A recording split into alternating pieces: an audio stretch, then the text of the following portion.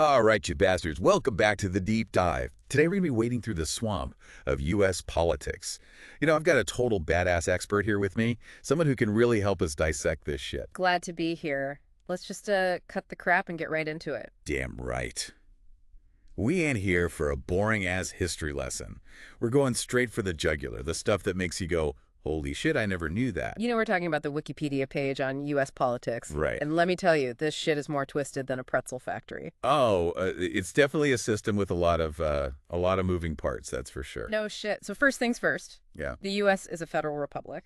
Basically, that means you got the big dog, the government in Washington, calling some of the shots. Yeah. And then you got a bunch of little pups, the states, yapping and nipping at their heels. A good analogy. And of course, you've got the three branches of government, right? The executive, legislative, and judicial. They're supposed to keep each other in check, like a three-way game of rock, paper, scissors. Right. So you got the president, he's the head honcho. You got Congress, which is basically a squabbling mess of, people trying to make laws. Yeah. And then you have the Supreme Court. Yeah. And that's where they decide if those laws are actually worth a damn. Exactly. But here's where things get really interesting.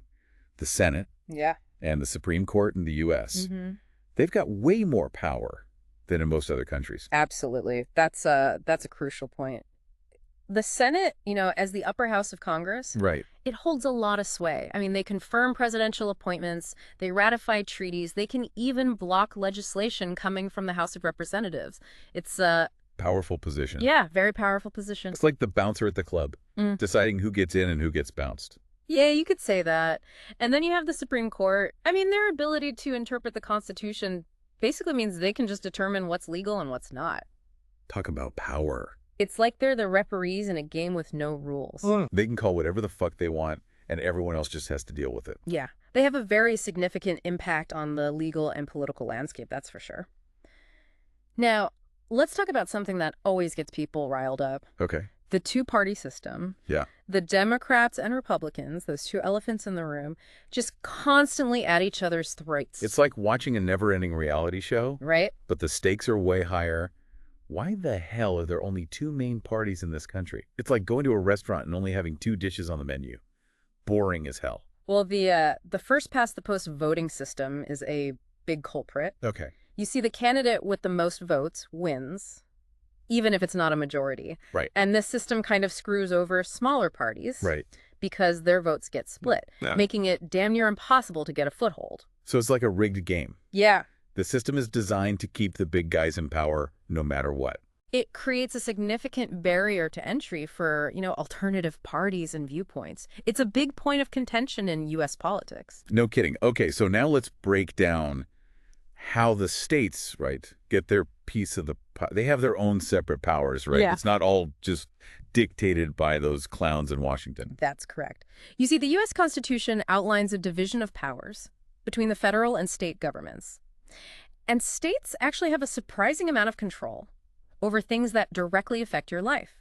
They handle education, most criminal justice issues, even things like marriage licenses, professional licensing. It's like a giant buffet of laws. Yeah. And each state gets to pick and choose what they want to serve up. In a way, yes. It's a very complex balance of power. The states have their own constitutions, they've got legislatures, court systems.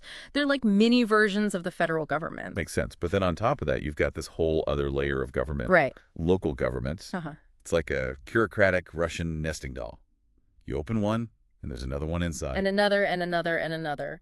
There are over 89,000 local governments in the U.S. 89,000? It's two.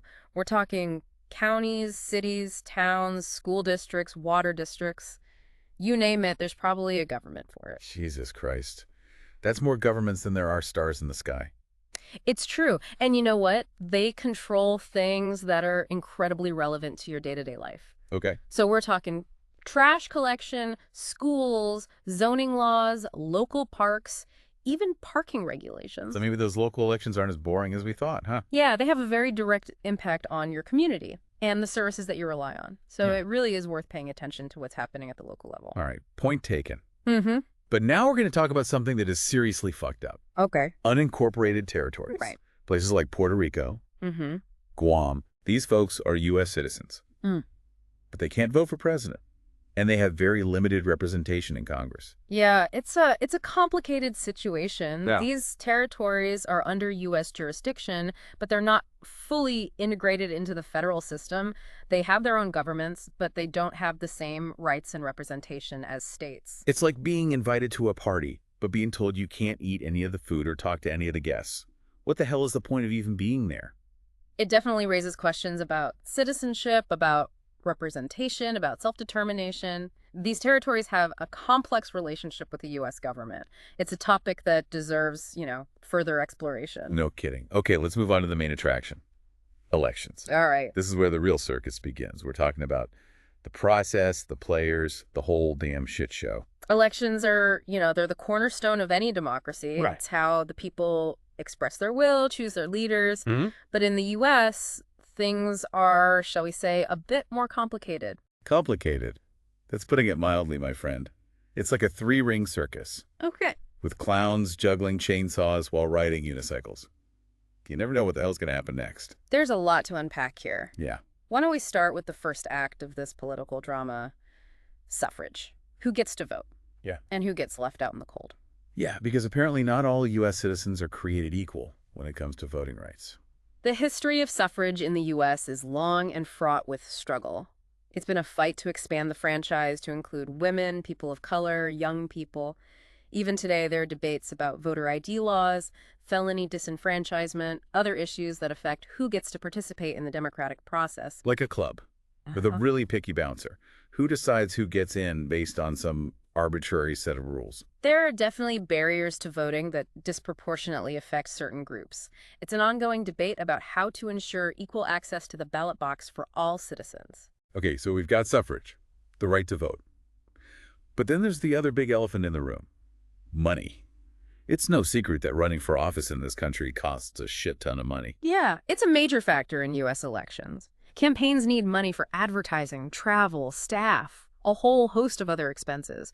And this gives an undeniable advantage to wealthy individuals and corporations who can afford to bankroll their own campaigns or donate large sums to candidates they support. So basically, you need to be rich as fuck to even play the game. Right. It's like saying you can't join the basketball team unless you can afford $1 million pair of sneakers. The influence of money in politics is a serious concern. It raises questions about whether the system is truly representative of the people, or if it's skewed towards the interests of the wealthy and powerful. And then there's the final act of this political circus, the political parties. We're back to those two elephants in the room. The Democrats and Republicans, forever locked in a battle for control. The two-party system is deeply ingrained in U.S. politics. It shapes the electoral process, the legislative agenda, even the national discourse. It's like watching a tennis match that never ends. Yeah. Back and forth, back and forth. It's enough to make you want to chuck the remote at the TV. Well, the two-party system has its pros and cons. Yeah. On the one hand, it does provide a degree of stability and predictability. On the other hand, it can limit choice, stifle alternative viewpoints. And here's a mind-blowing detail for you. Yeah. There's no strong central organization controlling these parties. It's like a football team with no coach. There's a bunch of players running around doing their own thing. That's right. There's a lot of internal diversity within both the Democratic and Republican parties. There are factions, coalitions, individual politicians with their own agendas and priorities. It's chaos. It's like a goddamn zoo where the animals have taken over. All right, let's pause for a second and let our listeners catch their breath. We've covered a lot of ground, but we're just getting started. When we come back, we're going to dive deeper into the American political psyche, explore the historical roots of this system, and unpack all the criticisms and problems that plague this crazy beast. Stay tuned, you magnificent bastards. We'll be right back. All right, folks, welcome back to the deep dive. Now that we've kind of laid bare the mechanics of this political circus, let's get philosophical for a minute. Whoa, hold on. Are we about to get all deep in shit? You bet your ass we are. We're going to explore the American political psyche. You know, the ideas, the beliefs, the historical baggage that shapes this whole damn system. Okay, let's crack this nut open. What are we talking about here? At the heart of it all is this concept of, consent of the governed. The founding fathers, right? They were all about the idea that the government's power comes from the people. If the people ain't happy, they got the right to chuck those bastards out. Makes sense, I guess.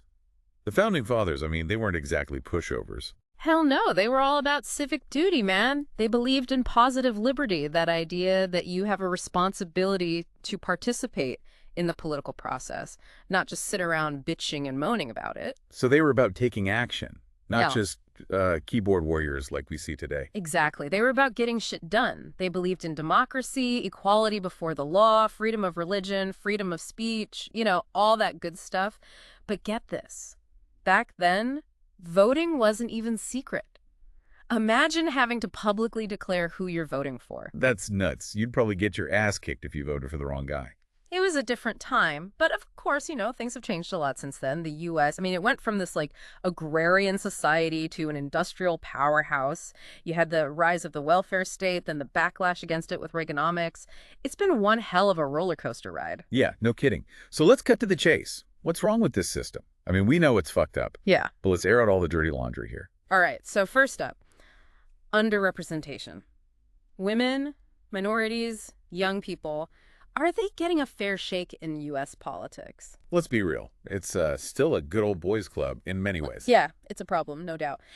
And then there's this growing disconnect, right, between what the people want and what the government actually does. It's like ordering a pizza and getting a plate of goddamn anchovies every single time. Like, what the hell is going on here? The system, it's clearly not always responsive to the needs and desires of the people. There's a real gap there between the will of the people and the actions of the government. It's like the government's living in some alternate reality where anchovies are the most popular pizza topping. Yeah, and then you've got the polarization, man. It's like everyone's stuck in their own political echo chamber, screaming at each other, never actually listening. Yeah, it's a goddamn shouting match, and nobody's winning. It's getting worse, too. Experts are starting to worry about democratic backsliding. Some even say the U.S. isn't even a true democracy anymore. Hold up, are you saying we're living in some kind of fake democracy? Well, some experts, yeah, they believe that the U.S. is moving away from, democratic principles and practices. There are concerns about the fairness of elections, the influence of money in politics, the erosion of civil liberties. Damn, that's some scary shit right there. It's a complex issue, but the concerns are real. There are a lot of problems with, how elections are run, how money influences politics, how the two-party system kind of stifles dissent. Okay, so we've got underrepresentation, a disconnect between the government and the people, and this, stifling two-party system. That's a lot of bullshit to unpack. And it's all fueling this polarization we see in American politics today. It's everyone's picked a side, they've dug in their heels, and they're ready for a fight. It's like the whole country's about to explode. It's a dangerous situation. Yeah. And we need to understand the root causes of these problems if we actually want to fix them. Okay, so let's break it down.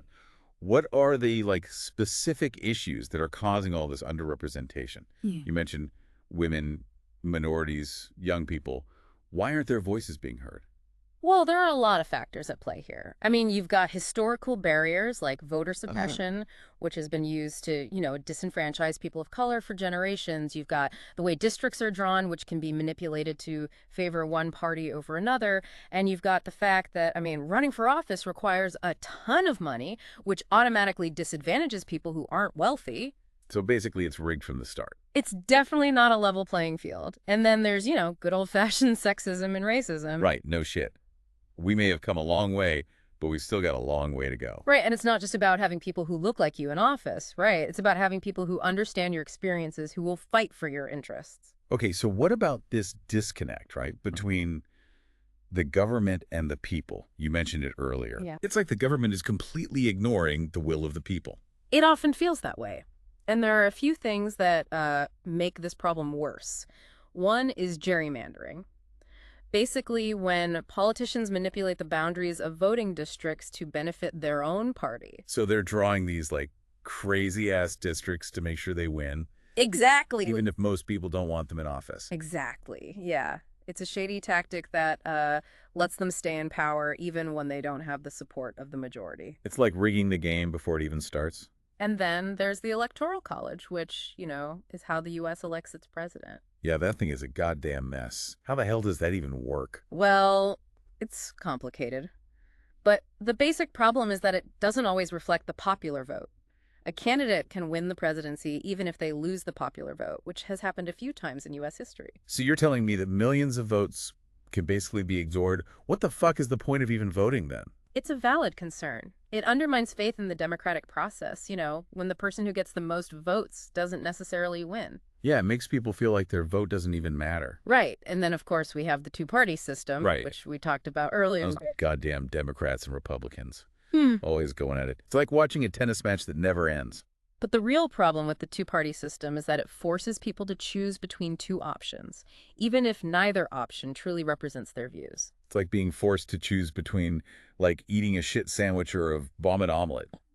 Neither one sounds very appealing. Yeah, it can definitely feel that way, and it discourages people from engaging in the political process because they feel like their voice doesn't matter. So we've got underrepresentation, a disconnect between the government and the people, and this, like, stifling two-party system. It's like a recipe for disaster.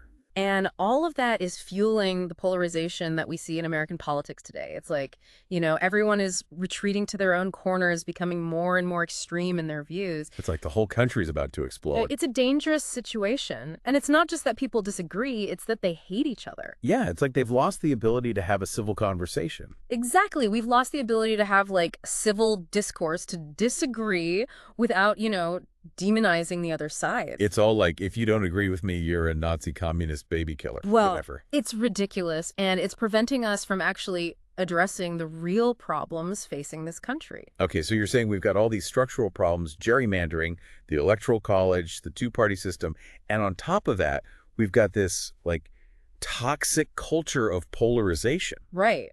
And some experts believe that this has led to a situation where a small group of elites are actually running the show. Wait, are you saying that the U.S. is basically an oligarchy? Well, some people believe that, yeah. They argue that wealthy individuals and corporations have so much influence over politicians that the average person's voice doesn't really matter. So all this talk about democracy is just a bunch of bullshit. It's a complicated issue, but there's definitely a lot of evidence to suggest that money plays a huge role in U.S. politics. It's fucked up, man. It's like the whole system is rigged against the average person. There's a growing sense of that, for sure. So, is there any hope? Can we fix this mess, or are we just screwed? It's not going to be easy, but there are things we can do. We need to reform the electoral system, get money out of politics, and find a way to bridge the partisan divide. That sounds like a tall order, my friend. It is, but it starts with us. We need to educate ourselves about the issues, engage in the political process, and hold our elected officials accountable. So you're saying we need to stop bitching on Twitter and actually do something? Pretty much. Damn, that's deep. We need to have those difficult conversations. We need to listen to each other, try to find common ground. It's like we're stuck in this endless loop of outrage and division. Yeah. And it's just distracting us from the real issues that need to be addressed, right? I mean, climate change, economic inequality, healthcare, education, the list goes on and on. It's like we're fiddling while Rome burns. A fitting analogy. But here's the thing. It doesn't have to be this way. Right. We can break this cycle of dysfunction. Okay, so how the hell do we do that? Give us some hope here, Doc. Well, it starts with recognizing that we're all in this together. Okay. We may have different opinions, but we're all Americans. Yeah. We all want what's best for this country, even if we disagree on how to get there. Easier said than done, right? Everyone's so goddamn entrenched in their own beliefs. It takes effort. It takes humility. It takes a willingness to listen to each other and try to understand where the other side is coming from. So you're saying we need to, like, chill the fuck out and have a conversation? Exactly. We need to stop demonizing each other and start talking to each other like human beings. No more name calling, no more shouting matches, no more assuming the worst about people who disagree with us. Exactly. We need to rebuild trust. We need to find common ground. And that means having those tough conversations, even when they're uncomfortable. All right, I'm willing to give it a shot. But where do we even start? Start by educating yourself about the issues. Okay. Read different perspectives, even those that challenge your own beliefs. Talk to people who disagree with you. Try to understand their point of view. So basically, stop living in an echo chamber. Precisely. Expand your horizons, challenge your assumptions, and most importantly, engage in the political process. Vote in every election, local and national. Contact your representatives, let them know what issues you care about, hold them accountable for their actions. So we need to stop being passive observers and actually get involved. Exactly. Democracy isn't a spectator sport. It requires active participation from all of us. All right, folks. There you have it. U.S. politics. Yeah. A goddamn mess, but also an opportunity. An opportunity to learn, to grow, to make a difference. So let's get out there, have those tough conversations, and fight for the future we want. And remember, democracy is a work in progress. Right. It's up to all of us to keep it moving forward. Damn straight. That's all the time we've got for today, you beautiful bastards. Until next time, stay curious, stay engaged, and don't let the bastards grind you down. Peace out.